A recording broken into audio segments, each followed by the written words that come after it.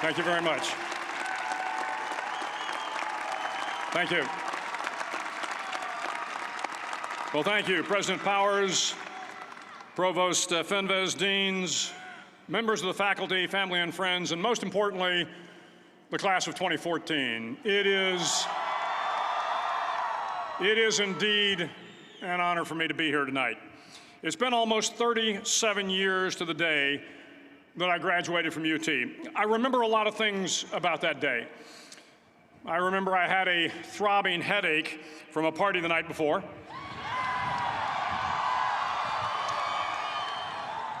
I remember I had a serious girlfriend, who I later married. That's important to remember, by the way. And I remember I was getting commissioned in the Navy that day. But of all the things I remember, I don't have a clue who the commencement speaker was, and I certainly don't remember anything they said. So acknowledging that fact, if I can't make this commencement speech memorable, I will at least try to make it short. So the university's slogan is, "What starts here changes the world." Well, I've got to admit, I kind of like it. What starts here changes the world. Tonight, there are almost 8,000 students, or there are more than 8,000 students graduated from UT. So that great paragon of analytical rigor, Ask.com, says that the average American will meet 10,000 people in their lifetime. 10,000 people, that's a lot of folks.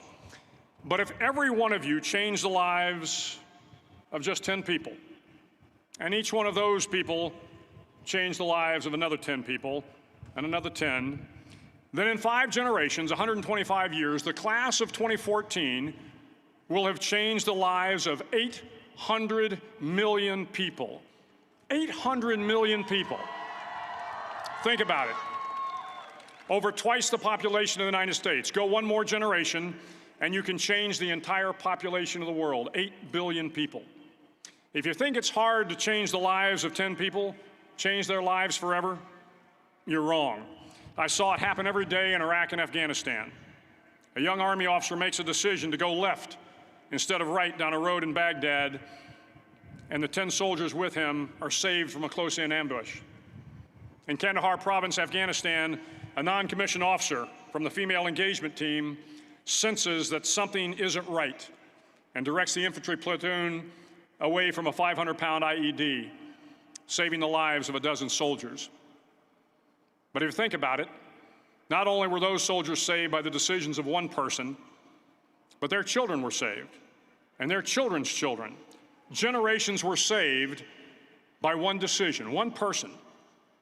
But changing the world can happen anywhere, and anyone can do it.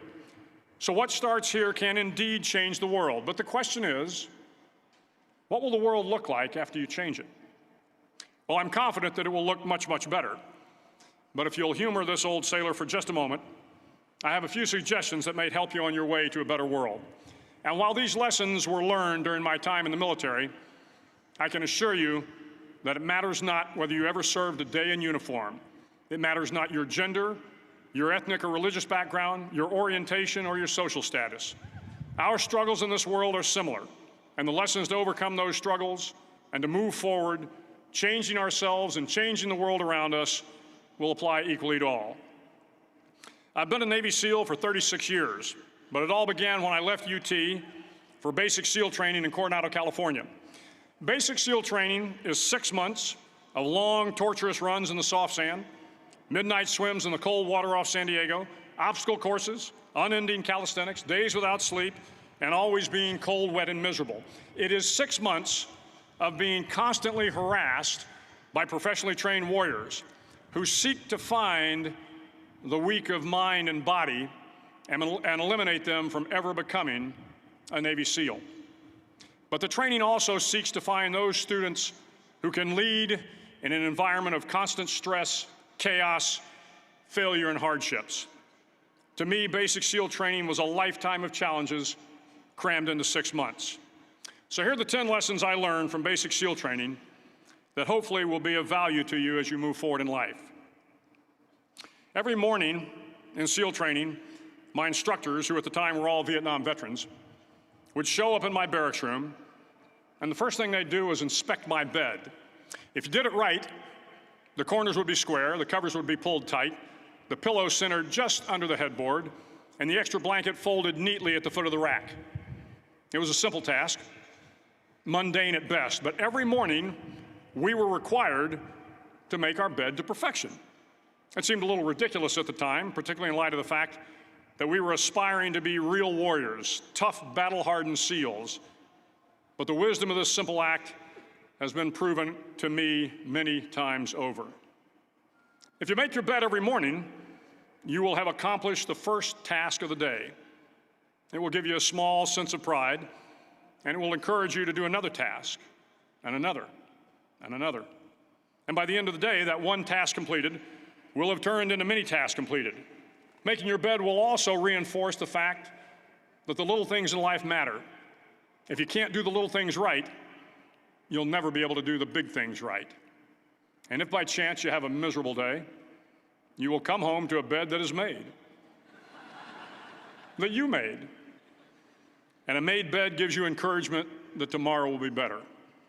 So if you want to change the world, start off by making your bed. During SEAL training, the students are all broken down into boat crews. Each crew is 7 students, 3 on each side of a small rubber boat, and 1 coxswain to help guide the dinghy. Every day, your boat crew forms up on the beach and is instructed to get through the surf zone and paddle several miles down the coast. In the winter, the surf off San Diego can get to be 8 to 10 feet high, and it is exceedingly difficult to paddle through the plunging surf unless everyone digs in. Every paddle must be synchronized to the stroke count of the coxswain. Everyone must exert equal effort, or the boat will turn against the wave and be unceremoniously dumped back on the beach. For the boat to make it to its destination, everyone must paddle. You can't change the world alone. You will need some help. And to truly get from your starting point to your destination takes friends, colleagues, the goodwill of strangers, and a strong coxswain to guide you. If you want to change the world, find someone to help you paddle. Over a few weeks of difficult training, my SEAL class, which started with 150 men, was down to just 42. There were now 6 boat crews of 7 men each. I was in the boat with the tall guys, but the best boat crew we had was made up of the little guys, the Munchkin crew, we called them. No one was over 5'5". The Munchkin boat crew had 1 American Indian, 1 African American, 1 Polish American, 1 Greek American, 1 Italian American, and 2 tough kids from the Midwest. They out-paddled, outran, and outswam all the other boat crews. The big men in the other boat crews would always make good-natured fun of the tiny little flippers the Munchkins put on their tiny little feet prior to every swim. But somehow these little guys from every corner of the nation and the world always had the last laugh, swimming faster than everyone and reaching the shore long before the rest of us. SEAL training was a great equalizer. Nothing mattered but your will to succeed, not your color, not your ethnic background, not your education, not your social status. If you want to change the world, measure a person by the size of their heart, not by the size of their flippers. Several times a week, the instructors would line up the class and do a uniform inspection. It was exceptionally thorough. Your hat had to be perfectly starched, your uniform immaculately pressed, your belt buckle shiny and void of any smudges. But it seemed that no matter how much effort you put into starching your hat or pressing your uniform or polishing your belt buckle, it just wasn't good enough. The instructors would find something wrong. For failing the uniform inspection, the student had to run, fully clothed, into the surf zone, then wet from head to toe, roll around on the beach until every part of your body was covered with sand. The effect was known as a sugar cookie. You stayed in the uniform the rest of the day, cold, wet, and sandy. There were many a student who just couldn't accept the fact that all their efforts were in vain, that no matter how hard they tried to get the uniform right, it went unappreciated. Those students didn't make it through training. Those students didn't understand the purpose of the drill. You were never going to succeed. You were never going to have a perfect uniform. The instructors weren't going to allow it. Sometimes, no matter how well you prepare or how well you perform, you still end up as a sugar cookie. It's just the way life is sometimes. If you want to change the world, get over being a sugar cookie and keep moving forward. Every day during training, you were challenged with multiple physical events: long runs, long swims, obstacle courses, hours of calisthenics, something designed to test your mettle. Every event had standards, times you had to meet. If you failed to meet those times, those standards, your name was posted on a list, and at the end of the day, those on the list were invited to a circus.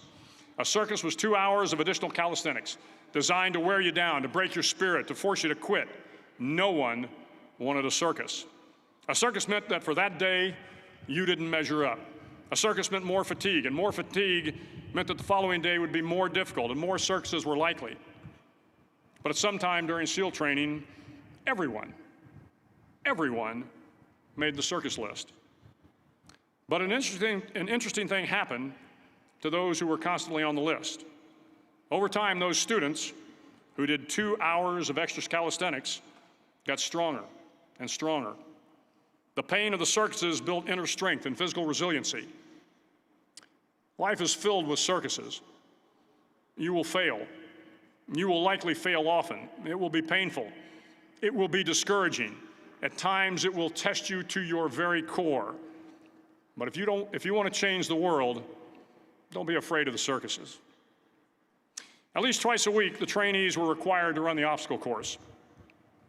The obstacle course contained 25 obstacles, including a 10-foot wall, a 30-foot cargo net, a barbed wire crawl, to name a few. But the most challenging obstacle was the slide for life.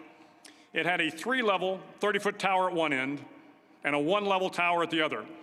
In between was a 200-foot-long rope.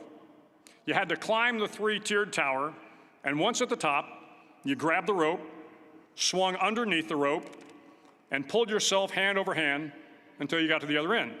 The record for the obstacle course had stood for years when my class began in 1977. The record seemed unbeatable until one day a student decided to go down the slide for life head first. Instead of swinging his body underneath the rope and inching his way down, he bravely mounted the top of the rope and thrust himself forward. It was a dangerous move, seemingly foolish and fraught with risk. Failure could mean injury and being dropped from the course. Without hesitation, the student slid down the rope perilously fast.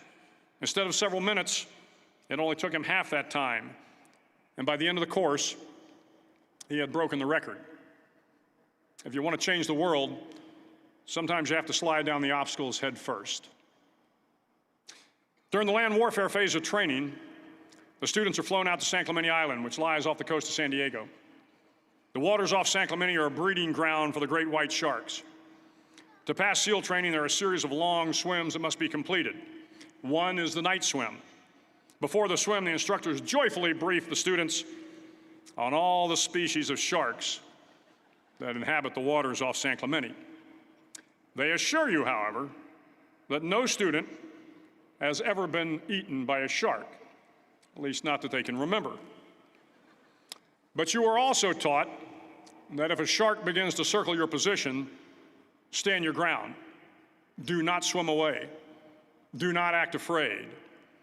And if the shark, hungry for a midnight snack, darts towards you, then summons up all your strength and punch him in the snout, and he will turn and swim away.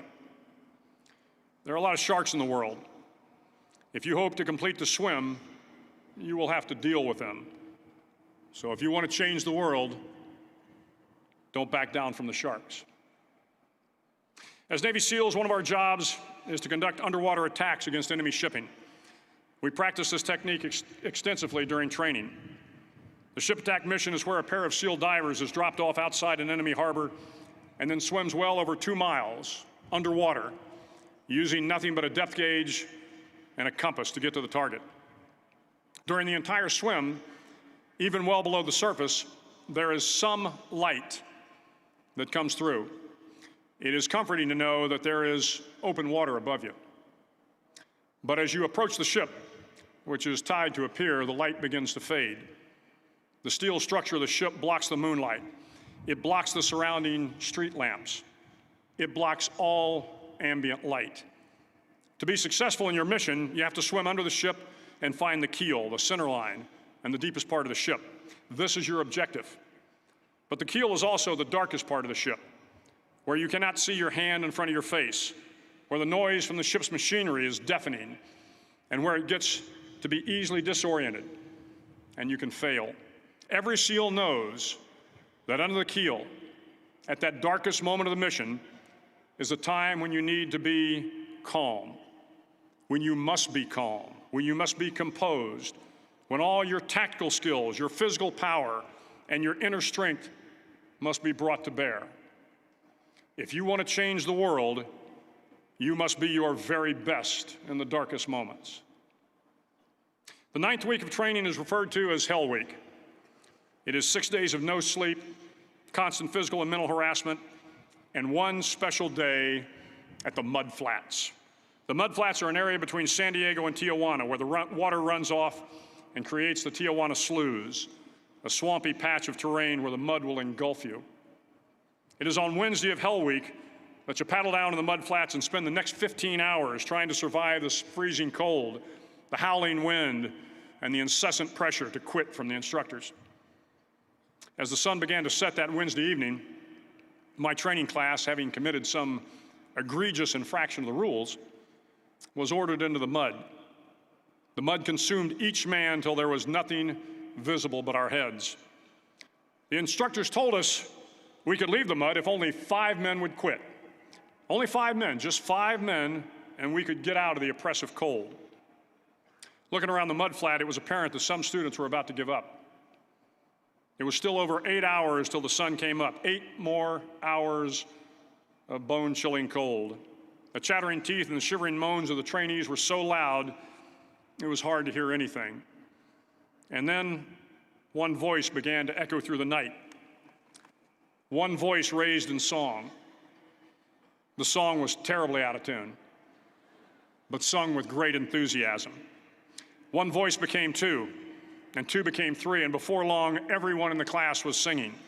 The instructors threatened us with more time in the mud if we kept up the singing, but the singing persisted. And somehow the mud seemed a little warmer, and the wind a little tamer, and the dawn not so far away. If I have learned anything in my time traveling the world, it is the power of hope. The power of one person, a Washington, a Lincoln, King, Mandela, and even a young girl from Pakistan, Malala. One person can change the world by giving people hope. So if you want to change the world, start singing when you're up to your neck in mud. Finally, in SEAL training, there's a bell. A brass bell that hangs in the center of the compound for all the students to see. All you have to do to quit is ring the bell. Ring the bell, and you no longer have to wake up at 5 o'clock. Ring the bell, and you no longer have to be in the freezing cold swims. Ring the bell, and you no longer have to do the runs, the obstacle course, the PT, and you no longer have to endure the hardships of training. All you have to do is ring the bell to get out. If you want to change the world, don't ever, ever ring the bell. To the class of 2014, you are moments away from graduating, moments away from beginning your journey through life, moments away from starting to change the world for the better. It will not be easy, but you are the class of 2014, the class that can affect the lives of 800 million people in the next century. Start each day with a task completed. Find someone to help you through life. Respect everyone. Know that life is not fair and that you will fail often. But if you take some risks, step up when the times are the toughest, face down the bullies, lift up the downtrodden, and never, ever give up. If you do these things, the next generation and the generations that follow will live in a world far better than the one we have today. And what started here will indeed have changed the world for the better. Thank you very much. Hook 'em horns.